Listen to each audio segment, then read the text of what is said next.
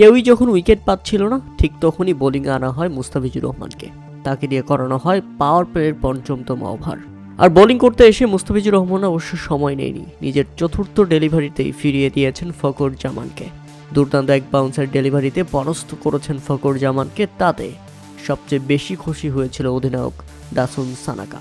কেননা কেউই যখন উইকেট পাচ্ছিল না, তখন মুস্তাফিজুর রহমানকে দিয়ে ব্রেক থ্রোটা পাওয়া যায় দুবাই ক্যাপিটালসের জন্য ছিল সত্যি দুর্দান্ত। তাই তো মুস্তাফিজুর রহমানকে দারুণ বাহবা দিয়েছেন অধিনায়ক। বুকে হাত রেখে সাহস দিয়েছেন আরও দারুণ বোলিং করার জন্য।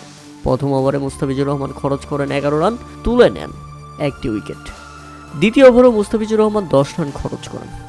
তবে তার আগে ম্যাচটাকে রীতিমতো ফেলে দিয়েছেন অধিনায়ক দাসুন সানাকা শিমরন হেটমায়ারের ক্যাচ মিস করে।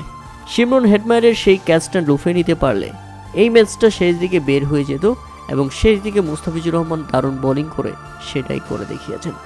নিজের তৃতীয় ওভারে বোলিং করতে এসে মুস্তাফিজুর রহমান খরচ করেন মাত্র 4 রান, এবং মুস্তাফিজুর রহমান নিজের শেষ ওভার বোলিং করতে আসেন যখন ডেজার্ট ভাইপার্সের প্রয়োজন মাত্র 18 বলে 20 রান। এমন সময় বোলিং করতে এসে ওই ওভারেও দুর্দান্ত বোলিং করেন মুস্তাফিজুর রহমান। নিজের শেষ ওভারে খরচ করেন মাত্র 5 রান। তাতে শেষ 12 বলে ডেজার্ট ভাইপার্সের প্রয়োজন ছিল 15 run. Mustafizur Rahman 4 over bowling করে 30 রান খরচায় 1 উইকেট নিয়ে নিজের স্পেল শেষ করেছে।